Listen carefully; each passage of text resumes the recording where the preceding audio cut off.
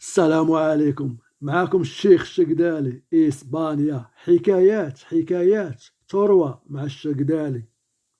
هذا واحد الراجل عدو مرتو 5 سنين وهي مريضة، تيديها يدوز ليها يركبها فوق ظهرو، ما ولدت ليه ما والو. الناس واش يتزوج عليها؟ الاش بغيتيها؟ راها مريضة وانت 5 سنين وتتدوز ليها وهي مريضة شادة الفراس، ما ولدت معك لا اولاد لا والو.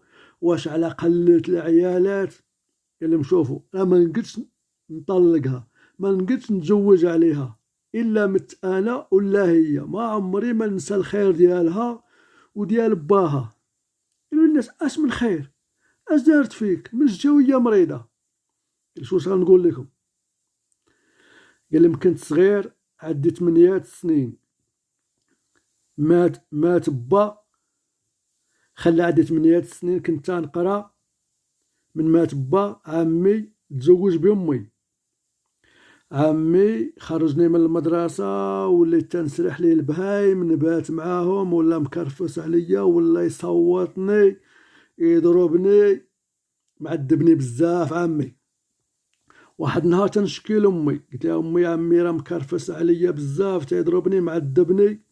هو يدخل عمي قال لي شوف، اخدم ولا شوف فين تعطيها، راه ما عندي ما ندير بك، واش باقا نصير عليك؟ واش انا باك؟ اخدم ولا ما عندي ما ندير بك. ويقول لامي عمي شوف، اما انا ولا ولدك واحد يبقى فيها الدار، ولدك ولا قبيح. مهم الدري مشى غادي وتيبكي، خرج في الليل مشى عند صاحب باه، ضرب 8 كيلومتر، دق عليه: السلام مالك ولدي؟